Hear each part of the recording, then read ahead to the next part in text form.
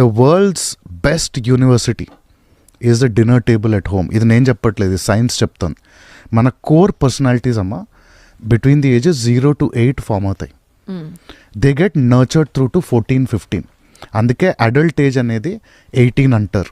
ఎందుకంటే అప్పుడే మనకి మన డెసిషన్స్ మనం తీసుకోగలిగే మెచ్యూరిటీ వస్తుంది. ఎక్స్పీరియన్స్, ఎక్స్పోజర్ సైన్స్లో ఇదేదో మ్యాజిక్ ఫిగర్ 18, వరల్డ్ వైడ్ 18 కదమ్మా. బేసిక్గా ఎనీ అడల్ట్హుడ్కి 18. It's not by random numbering, it's absolute science. అంటే 0 to 8 వాడి పర్సనాలిటీ ఒక్కసారి ఫామ్ అవుతే it is highly unlikely that personality will change in the world.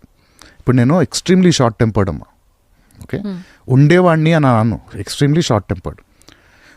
Over the years with age, wisdom అనుకోండి, experience అనుకోండి, నేను కోపం పడడం వల్ల నా మూడు పాడవడం, నా సొంత వాళ్ళు హర్ట్ అవ్వడం తప్ప నాకు ఒరిగింది ఏమీ లేదని తెలుసుకోవడానికి 30 సంవత్సరాలు పడుతుంది. పట్టినప్పుడు కోపం, కొన్ని చిన్న చిన్న విషయాలకి కోపం రావడం, కంట్రోల్ చేసుకోవడం నేర్చుకుంటారు మీరు. దానికి అర్థం నేను శాంతమూర్తిని అయిపోయానని కాదు. ఏదన్నా ట్రిగర్ చేస్తే ఇప్పటికీ వచ్చేస్తుంది అది బయటికి, ఎందుకంటే that's my core personality. Over the years మనం బిహేవియర్స్ మార్చుకుంటాం, అది ఏజ్ వల్ల, ఎక్స్పీరియన్స్ వల్ల, మన చుట్టూ సర్కమ్స్టాన్సెస్ వల్ల మార్చుకుంటాం. కానీ ఆ లోపల ఉండే పర్సనాలిటీ మటుకు 0 to 8